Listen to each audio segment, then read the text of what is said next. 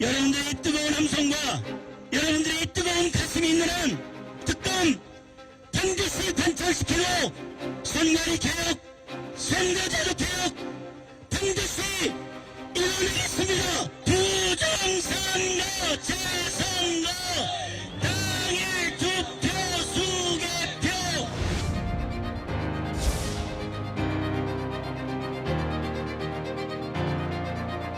아니 정당이 안 계신다고 야당 지도부 의원 국회의원이 몇 명이 왔는데 외실도 못 들어간단 말이에요? 야당 대표를 지금 로비에 세워두고 있다는 거예요 지금?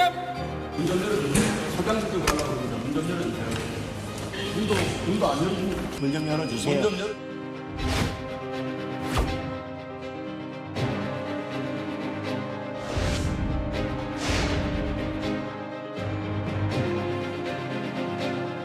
굳이 당 대표가 필요한가? 원내 중심 정당으로 바뀌어야 됩니다. 그래야 불필요한 갈등이 최소화된다고 생각합니다.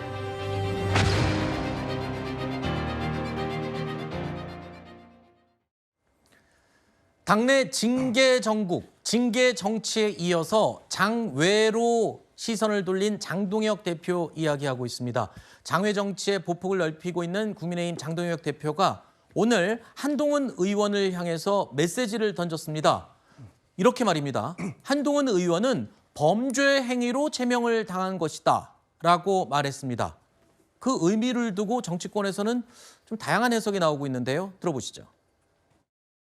한동훈 의원은 범죄 행위로 제명을 당한 것이지 해당 행위로 제명을 당한 것이 아니라는 말씀을 드립니다. 해당 행위자 영구 복당 영구 금지에 대해서 이야기를 하면서 한동훈 의원을 겨냥했다는 말에 대해서는 한번 한동훈 의원이 어떤 걸로 제명을 당했는지 잘 생각해 보시고 저기에 해당하는지 한번 잘 고민을 해보셨으면 좋겠습니다.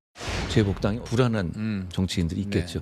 이런 정치인의 관점에서 보지 맙시다. 보수 재건이라는 이 과제 자체도 골든타임이 있습니다. 정치인 개인의 어떤 불안감 때문에 미룰 필요는 없는 거예요. 자, 얼마 전에 장동혁 대표가 그렇게 얘기했죠. 심각한 해당 행위자에 대해서는 영구적으로 복당을 금지해야 한다라고 말했습니다. 모두가 한동훈 의원을 향해서 한 말로 이해했습니다. 그런데 오늘 또 저런 말을 한 겁니다. 장동혁 대표는 한동훈 의원은 해당 행위가 아니라 범죄 행위로 제명당한 것이다. 그래서 자기가 말했던 영구 복당 금지는 해당 행위자에 해당되는 얘기다 라고 말하면서 잘 생각해 보라고 청자들에게 던졌습니다. 저 다시 한번 묻겠습니다. 제가 독해력이 떨어지는 건가요? 이거 무슨 말인가요? 저도 사실 저것만 보면 정말 모르겠어요. 네. 저도 기자도 해보고 네. 또 장동혁 의원하고 뭐 너무 잘 아는 사이지만 네. 근데 아마 그걸 강조한 거 아닐까요? 장동혁 그 대표 입장에서는 한동훈 의원이 범죄 행위라고 하는 강력한 죄에 의해서 네.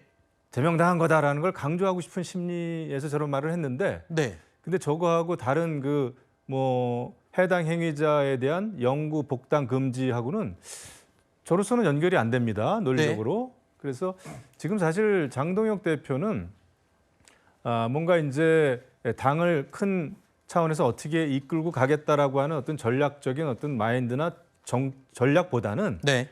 그냥 그 한동훈 의원에 대한 어떤 반감 또 복당 금지해야 된다라고 하는 네.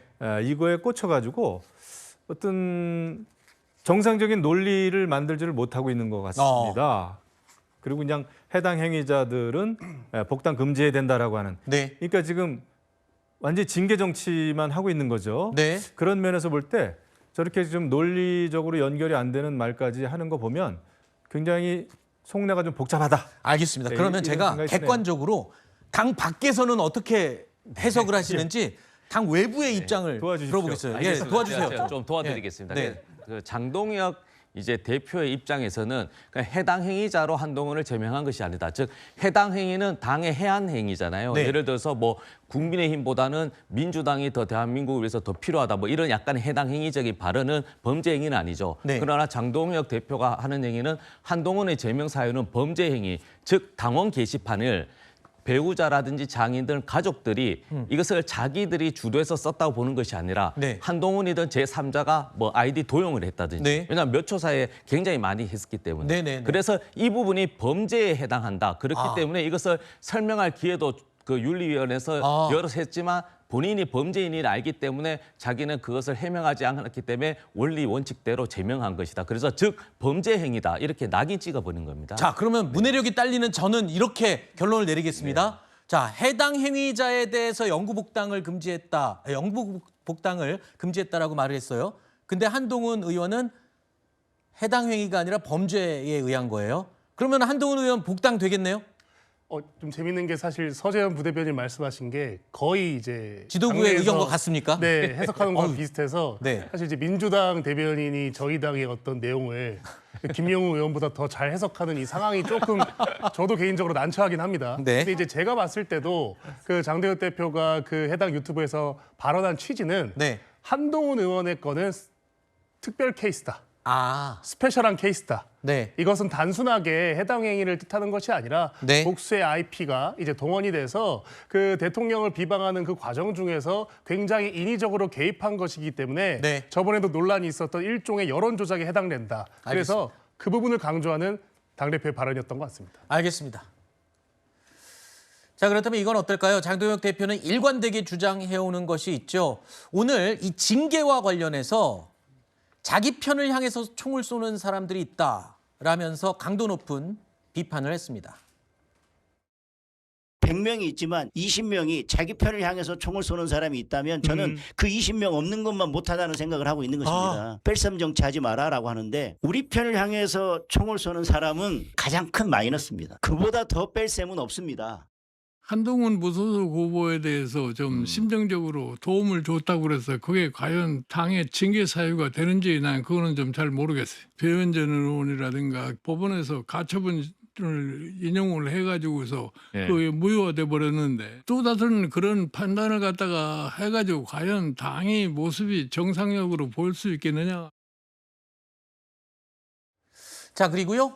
이 국민의힘 윤리위는 원래 6명이었습니다. 그런데 지도부가 1명을 윤리위원 더 추가했습니다. 이건 뭔가요? 그러면은 이제 본격적으로 징계 정국, 징계 정치 이제 시작한다 이런 신호탄인가요?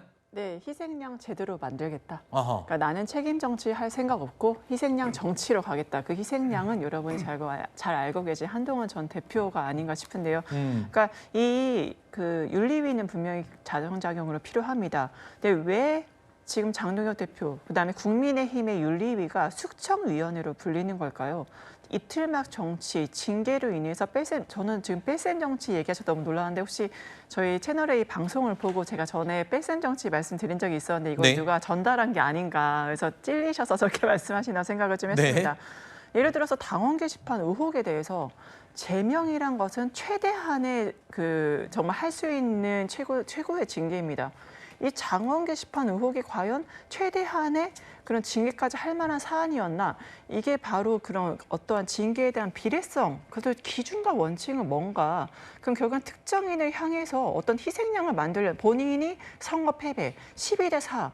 숫자가 너무 명확합니다. 그럼 선거 패배 책임을 지고 제가 잘못했습니다. 여기에 책임지고 물러나겠습니다. 이게 아니고 나는 끝까지 당권, 국민의힘을 사당화시켜서 나의 권력을 계속 유지시키고 하지만 누군가 희생양은 필요하니 바로 나의 가장 큰 라이벌이자 어떠한 대상인 한동훈을 제거시키겠다 이런 숙청 정치로 가겠다는 의지를 윤리위원회 멤버 구성으로 지금 보여주는 게 아니겠습니까? 그렇기 때문에 본인이 해야 될 건 이 어떠한 문제가 있다면 진상 규명을 해야 되는 거지 이러한 개파 정치, 숙청 정치를 하는 건 절대 바람직하지 않다 이렇게 봅니다. 알겠습니다. 일단 윤리위에서는 이걸 징계를 할 만한 가치가 있는지 없는지를 판단하는 겁니다. 하지만 1명이 더 추가가 됐기 때문에 더 면밀하게 들여다보겠다 뭐 이런 의지가 아닐까 이런 해석을 해봤습니다. 자, 그리고 장동혁 대표 지금 장외에서 투쟁을 집중하고 있죠. 당초에는 올림픽 공원에서 벌어졌던 부정선거에 항의하는 정신을 전국에 퍼뜨리겠다라면서 지금 순회를 하고 있는데 갑자기 새로운 이슈가 생겼습니다. 어제는 국무총리와의 접견도 취소하고 앞서 저희가 다뤘던 장윤기 사건과 관련해서 이 광주경찰청을 항의 방문해서 주목을 받았습니다. 어떻게 해결할 건지 저희들이 알아보기 위해서 어제 광주까지 내려갔습니다. 예. 미리 방문하겠다고 연락을 했고. 야당 지도부가 와서 면담하자는데 아니 정당이 안 계신다고 야당 지도부 의원 국회의원이 몇 명이 왔는데 회의실도 못 들어간단 말이에요? 저와 우리 의원님 몇 분이 도착했지만 현관에서 가로막히고 안에 들어가지도 못했습니다. 누가 시켰어요? 청와대에 시켰어요? 경찰청장이 시켰어요? 특별수사팀 100번 1000번 꾸리면 뭐합니까? 특별수사팀이 아니라 별수사팀을 다 만들어도 똑같은 제목이면 당신들 다 똑같은 사람들이야. 못 믿어. 그렇게 말씀하시지 않겠어요? 이것이 앞으로 보안수사권이 폐지되면 대한민국 국민들이 겪게 될 모습이라고 생각합니다.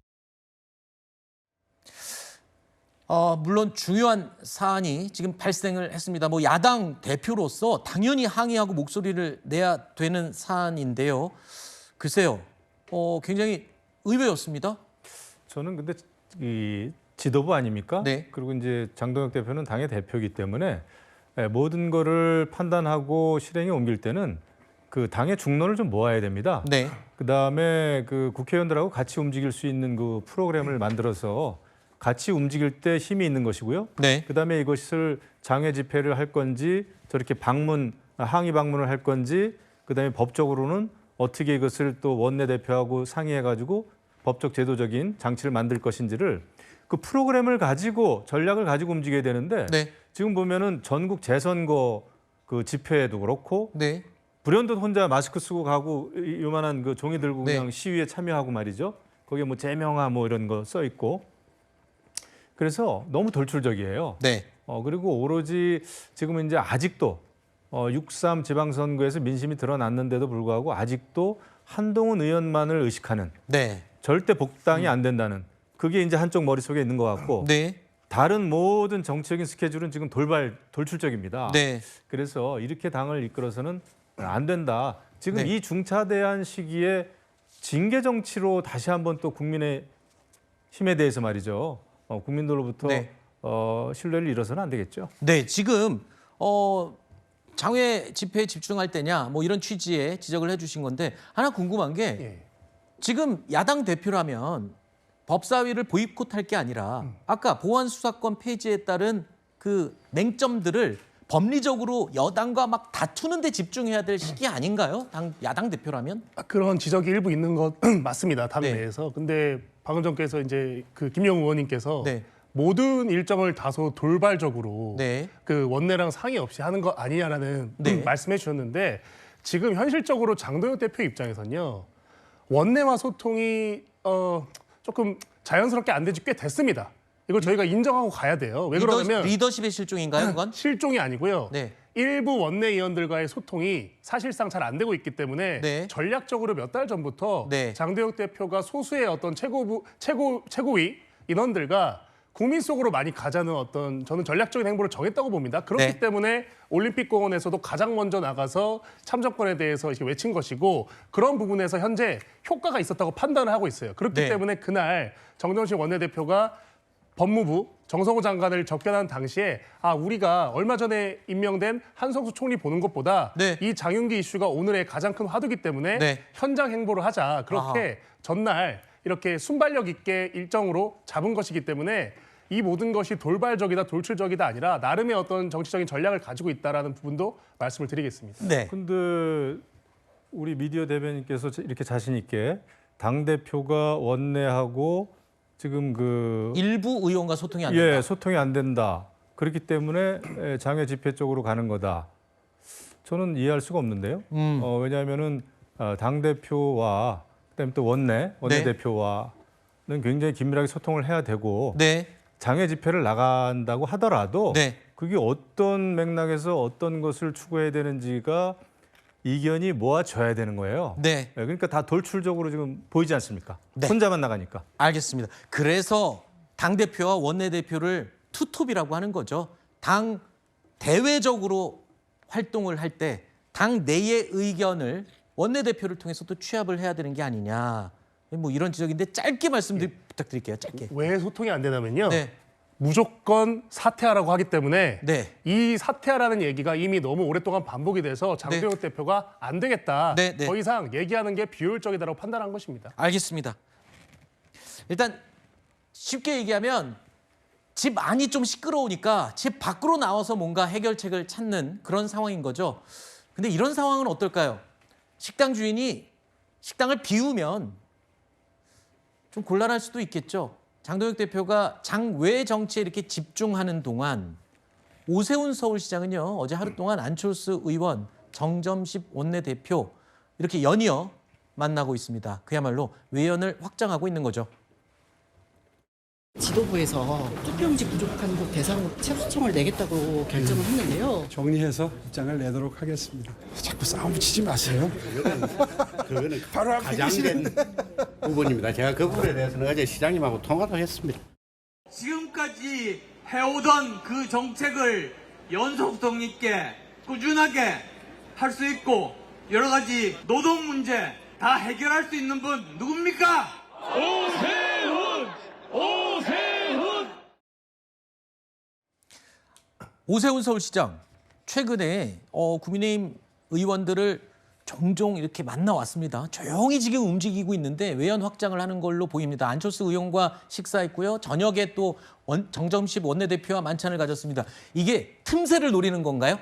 틈새가 아니고요. 그냥 이제 말씀하셨지만 식당 주인이 이제 식당을 보러 바깥으로 간 거기 때문에 빈집주인가요? 주인이 없는 것이죠. 사실 주인은 사실 당원이긴 한데 당원들이 국민의힘을 걱정하다 보니 이제 오세훈 서울시장 입장에서는 사실 행정의 중심에 서야 되는 것인데 네. 본인 또 당원의 목소리를 너무 강하게 듣다 보면서 행정을 하다 보니 이제 어떻게 보면 대표 같은 역할을 하는 겁니다. 그래서 식사 정치라기보다는 지금 소통이 안 되기 때문에 본인이 좀 더 이제 그 서울시장을 뛰어넘어서 향후에 자기의 개인적인 자기 정치도 있겠지만 당에 대한 걱정이 저는 있다고 보는 것이거든요. 네. 그래서 장동혁 대표에 대해서 어떤 식사 정치를 하라는 것이 아니라 앞서 네. 말씀하셨듯이 이제 명분을 세워야 되잖아요. 네. 이제 장외 정치도 할 수 있고 광주경찰청장도 만날 수 있는데 네. 사전에 면담 요청을 하고 명분을 세우고 가서 항의를 안 했을 때 그걸 명분으로 공격을 해야 되는데 네. 미국 가듯이 네. 그러니까 연락 없이 가서 계속적으로 있다 보면 네. 보통은 아마 장동혁 대표도 본인 집에 가더라도 배우자나 집에 전화해서 나 언제 들어갈게 물어보고 들어가잖아요. 네네. 그런데